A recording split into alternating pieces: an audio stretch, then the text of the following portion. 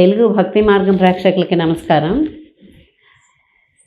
చాలామందికి సందేహంగా ఉంది, పుట్టింటి నుంచి ఏ వస్తువులు తేవచ్చు, ఏ వస్తువులు తేకూడదు అని ధర్మ సందేహాలు చాలామందికి కలుగుతున్నాయి.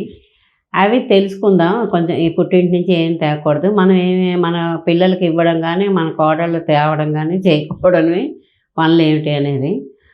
దాంట్లో ముందుగా ఏంటంటే, దేవుడికి సంబంధించి మన దేవతార్చన, దేవుడి పీఠానికి సంబంధించి మహాలక్ష్మి పీఠ, అందులో పెట్టుకునే మహాలక్ష్మి గుడ్లు అంటే మార్గశిర లక్ష్మీవారం నాడు కొన్ని ప్రాంతాల్లో మార్గశిర మాసం పర్టికులర్గా చేసుకుంటారు కాబట్టి దానికి సంబంధించిన మహాలక్ష్మి గుడ్లు దొరుకుతాయి.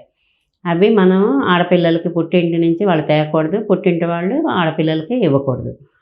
అలాగే ఉప్పు, అగ్నికి సంబంధించి నిప్పు అంటే గ్యాస్ స్టవ్, సిలిండరు, ఇనప వస్తువులు ఏదైనా సరే అంటే కత్తిపీటలు కానీ, లేకపోతే అసలు స్టీల్ సామాన్లు కూడా ఇవాళ రేపు అవి ఇదే వస్తున్నాయి అనేసి కొనుక్కుంటున్నారు. కానీ వాళ్ళు పుట్టింటి నుంచి వాళ్ళు తేకూడదు, వాళ్ళే కొనుక్కోవాలి. అవి మినహాయింపుగా వెళుతున్నది, ప్రతిదీ తెచ్చుకుంటున్నారు. సరే, అవన్నీ చూసి చూడక చేయవలసిన పరిస్థితి ప్రస్తుత ఉన్న పరిస్థితులను బట్టి, వాతావరణాన్ని బట్టి. అది లేకుండా లేనే లేదు కాబట్టి ప్రపంచం అది లేకుండా వాడుకోలేము వంటింట్లోనే. అవి కూడా వీళ్ళు కొనుక్కుంటేనే మంచిది. అది కోడళ్ళు తేవడం కానీ, మనం పుట్టింటి నుంచి అమ్మ వాళ్ళ దగ్గర నుంచి తెచ్చుకోవడం కానీ కూడదు. తర్వాత ఇంకా అలా వెళ్ళినప్పుడు మట్టి పాత్రలు, చీపుర్లు ఇవి కూడా తెచ్చుకోకూడదు.